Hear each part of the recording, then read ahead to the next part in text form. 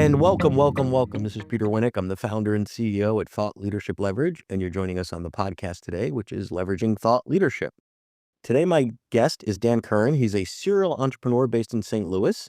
He's had some amazing innovative contributions to marketing and publishing, and he is now the founder of chapters.io, which is a really creative and interesting new way to publish using voice transcription, and we'll get into all that soon. But he's written a book called Chaos is a Ladder that's going to be published very soon.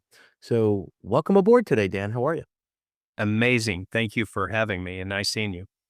Yeah, so you and I were chatting a little while ago, and I became fascinated with the model at chapters.io. So why don't you maybe go backwards and give the audience a sense of sort of where you come from the publishing side, and now what you're doing with this leveraging the technology and AI and all that, because it's Yep. pretty slick. Absolutely. So, the last decade or so, I've worked in the editorial content space, mostly in marketing and really geeky, what we call dense content technology companies, healthcare, biopharma, life science. And what that means is that we wrote white papers, blogs for really technical, subject matter. Required a lot of editorial integrity and oversight, a lot of interviewing. And I was always a wannabe book publisher. I always wanted to get in that space and just didn't see the opportunity where we could add value. And then when AI's been around for a while, but when ChatGPT launched November 30th of 2022, obviously our eyes perked up and said, wow, this is something to the whole space of writing. I think we all have our own opinions about that. But we took a contrarian view and looked at AI as something that could ask questions, that could organize content, because plagiarism, attribution, those are just, those are etched in stone with us. It has to, Yeah, of course. your original thought. And we took a look over the fence at book publishing. And when I say book publishing, obviously nonfiction, for in the context where we're talking about thought leadership, memoirs, how-to book, what we call big idea book, like a scenario type thing. And we thought, what if we could record, transcribe, and just train the large language model to organize it, the content? Is that authentic? Is that more authentic than a ghostwriter? And we thought, absolutely. It's just your raw thoughts. And just because someone doesn't have the fine motor skills to type or write doesn't mean they don't have some brilliance to share. So that's Well, what, stay there for a second, because I love sort of the origin story in that when you're writing, I love how you called it dense white papers, but there's this highly technical, heavy stuff that's not meant to be read by the typical business person, leader, manager, like a business book would be. What you find in that space often is you've got people that have this deep knowledge, but maybe English isn't a primary language, or they're incredibly technical. They don't have the writing skills or whatever. So I love that that's where you got to the root of this early on, to say, wait a minute, I've done this type of work for years. And now you look at chat and say, well, you can either be threatened by it or figure out how to leverage it and utilize it. I think for the most part, a vast majority of folks writing nonfiction business books need some help, whether that's as a ghostwriter organizing their thoughts, or structure, all those sort of things. yeah, I mean, totally agree. And that there's one area you checked all the boxes on working with that target audience, like a scientist or, subject matter expert. The other thing is not always, but often, they will ruminate too long. They're just a perfectionist, and we get it. So that trained. It's interesting you picked up on, because you train muscles to, like, okay, to kind of judo move them to say, okay, but Yep. we have a deadline, and let's get this going. So yeah, so it's all, it's just trying to get thoughts from the brain, onto the computer. And so that's our focus, is making that easier. And then the publishing landscape today is really interesting slash broken slash opportunities, sit there, right? So you've got everything from sort of the classic vanity press, they'll publish anything. The other end of the continuum are sort of the big houses in New York. And then you've got the hybrid space, right? Which is some of it, the creativity and innovation is more in the business model than the technology side. So tell me about who's the perfect target for chapters. So we started out, and it remains the same as far as the perfect is that someone that has something to say, that has generally a lifetime of wisdom or a unique perspective, but they've been hesitant because of what you just mentioned. You know the vocabulary, I know it, but if you've built the biggest plumbing supply company in the world and you're an expert and you want to share your wisdom, you don't know hybrid or, Yeah, self-publishing. These things are just confusing as heck. And that's what we're trying to do. So to answer your question, is that first time author would be our target persona. That person that is wicked smart, has something to say, but the industry as a whole has been somewhat of a hot mess or a gatekeeper. And I'll say, someone just asked me this last Friday. They go, "Well, there's too many books, and there's gonna be more bad content out there." And I don't. I'm not putting them down for saying it, but I logically I can see where they're coming from. But my argument to that is, who are you to decide? Is the democracy? The market well, yeah, the market will tell. And by the way, most people, it's what is it like 5,000 books or less, or 200 books or less. So it's a loss leader. It's for their family. It's for their business. It's necessarily for Amazon. So exactly. So how does it, when you said that somebody that's got wisdom, when you and I talk, you talked about some of the ways that's documented that it gets fed into the system. So give me an example then. Like how yeah. does it work? So yeah, the most complicated part is really, this me talking about it here. It's very, very simple. We just start off with questions, and we are recording. We have a beautiful interface and big fat buttons. They Yep. can video, audio, and it starts off with questions you would assume we would ask. What do you want to write about? Who's it for? What tone? And then from there, the AI will customize those questions. And really, what we're doing is front loading the traditional process. So you're getting to 5, 10, 20,000 plus words really quick. So in our system, so an editor can start helping that person, polish and sand the edges. So it's really a Q&A session over a couple of months is how it works. And that's generally most of the content. The other content is if they have written blogs or they've been on podcasts like this Yeah. or white papers, we also throw that into, I'm holding up a cup right now, we're throwing it into this. But and all that vessel is doing is it doesn't know the outside world, can't plagiarize it, but it's been trained to organize. And what I think is the most spectacular part of it is it's been trained to ask for gaps in the story. So if you're telling a story and But you skimmed over a bad partnership you had or a bankruptcy, back up. It'll say, "Hey, add some more color to that." If you're enjoying this episode of Leveraging Thought Leadership, please make sure to subscribe.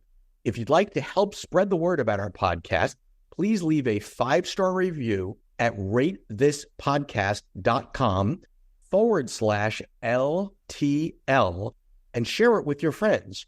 We're available on Apple Podcasts and on all major listening apps, as well as at thoughtleadershipleverage.com/podcast. So if you're an author, an academic, a keynoter, a thought leader, etc., part of what you're feeding it is that person's personal stuff, whether it's blog, whether it's video, whether it's whatever. They've got, particularly today, everybody's stuff is far more documented outside of a book than inside of a book, typically, Yeah. right? Usually they've done all that. So you're feeding it all that, so it's learning. So it sounds to me like the shorthand for this is really you've democratized and improved on the ghostwriting process. I think so. I mean, I think if you're an A+ ghostwriter, you have Yeah. nothing to worry about, but it is an odd relationship at times. It's a force dating, and it's over many periods of months. Sometimes it takes a couple of years, and ours is weeks. It's and what I love, what is special about us, it's not like there's not gonna be other people that are gonna train these models. What I really love about Chapters is we assign a best-selling editor to the process. So I call them kind of the adult in the room. So no matter how alpha you are as a Right. business leader, you probably are. The editor's gonna be, "Hey, come back. Let's get more vulnerable here. Let's, Or be a little bit more transparent here." So and they'll find them. you've not totally automated the system, because there have been these models out there of book in a box or whatever they are, and I'm not mentioning Yep. specifics name where, "Oh, you could, send us a recording every day for 5 minutes and we'll turn it into a book." Yeah, to your point earlier, you're gonna turn it into a crappy book because there's not a Yeah. lot of thought and effort, and it's not that the world doesn't need more books, it needs more good books. Like, I don't if I buy a book and I start to read it and I don't like it, I'm like, "Okay, there's $25 down the drain, who cares? I'm not gonna give you 6 or 8 hours of my time if you're not engaging me." Right? 'Cause Yeah, it just wouldn't happen without the human in the loop. Just even hearing you talk about it just wouldn't even make sense. That why not? You have like a NFL coach right there with years of knowledge. Would you not want that person to, kind of kick the tires and tell you, share their perspective on maybe the book could take a different direction? And to go back on what you said about the ghostwriting side, not to ding ghostwriters. I've got a lot of friends that are ghostwriters, and there are, like any other field, really, really good ones, a lot of mediocre ones, and a couple terrible ones. What I know from my work over the years is that when a ghostwriting relationship falls apart, and oftentimes they do, it's rarely because the client says, and I hired Dan to be my ghostwriter, and actually, he's a really horrible writer. Mm. It's rarely that. It'll be something like the schedule doesn't sync, right? Either the client or the ghost had to push things up, and now the timing doesn't work. The personalities don't sync. He reminds me of my 5th grade history teacher, and he just annoys me, and I can't even articulate. Yeah. The styles don't vibe, or the author is putting a burden on the ghost that's just silly. "Well, you're not finding my voice." "Well, you're not you don't have a voice. I'm trying to Yeah. you there." So I love that the technology, you can just keep going at it and going at it until you kinda get it to a place. Yeah, I think it's quite frankly, hearing you say that a few more than a few of our editors are ghostwriters too, but they like again, we're front loading it. You're not taking 2 months to get an outline. You're Yeah. getting it all at once, far from being perfect, but that the book, like you said earlier, it already exists. It's just in their head or it's disparate all over in blogs and so forth. So we're just gathering. We're gathering, organizing, and putting it in that vessel so the real magic can happen. So do you see this as a competition against certain publishing models, and or opening up the opportunities to here there's a whole other population of folks that never would have written before, and we're making it faster, better, easier, cheaper? Or is it both? I think it's both. I'm still digesting this industry. Remember, it kinda came from market now I've immersed myself, so I've met all the publishers, all the founders, and no one's dumb, they're all smart, but it is definitely at an inflection point. I think that it's great for, if not me, someone else it's a great disruptive, chaotic time. So I think the big thing we all have to remember is most of these books, less than 1% are making it at Barnes& and Noble. It's really either vanity, and nothing is wrong with that. You should leave a legacy.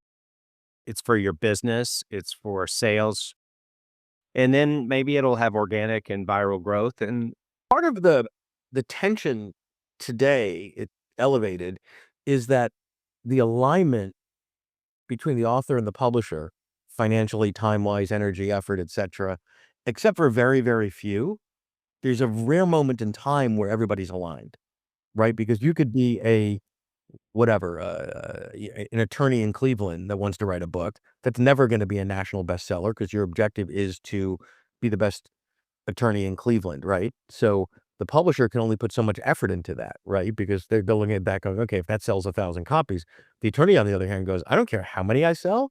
The objective is I'd like to pick up 5 new clients a year from this. This is a multi-million dollar value proposition for me over time. Those two, you can't square those two circles, right? Like that, they're never going to be aligned. yeah, but they try. They Yeah, try. they try. Yeah, absolutely. Yeah, so I mean, they try, and then, a lot of the hybrid publishers realize, okay, well, if that's never gonna be high volume, then I'm in the services business, and I gotta just, make a lot of money on from the author as the client, whether they sell 50 books or 5,000, it is what it is, and you can't blame them for that, they gotta make a living, right? They can't take all the risk on that. So I think that the technology is always gonna be aligned, right? Like, it doesn't have a motive, or it doesn't have a Right. an No, intrinsic right. aspect. It does not have a motive, like you said. There's a benefit from not knowing a lot about book publishing too. Yeah.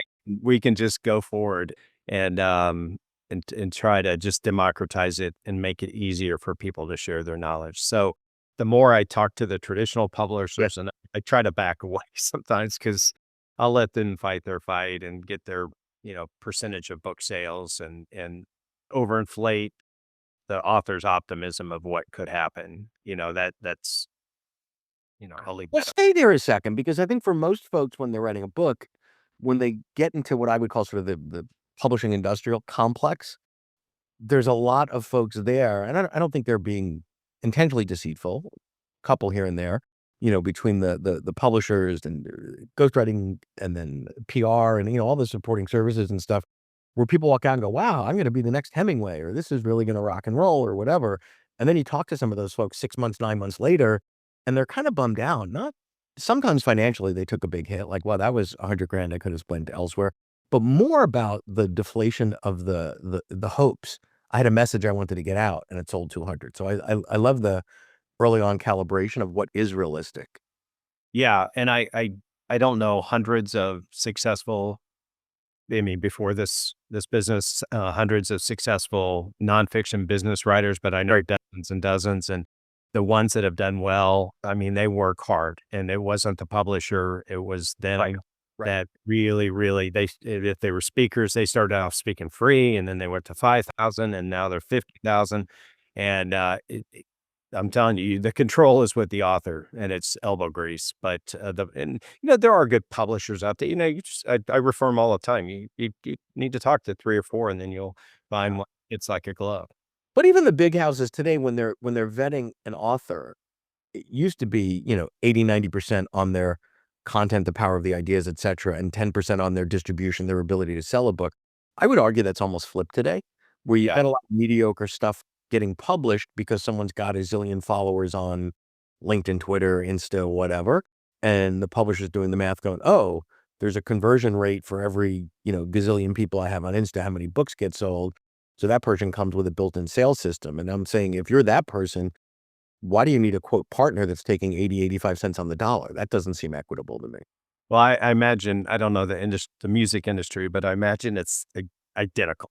Like, Right. you can be a TikTok star and figure out a way to put more money in your pocket. But those people are hustlers. They, Yeah. in a good way. I mean, they really go out and they believe they have something to say. Do I think there's another Simon Sinek or Seth Godin out there that's just purely just intimidated by this industry? 100%.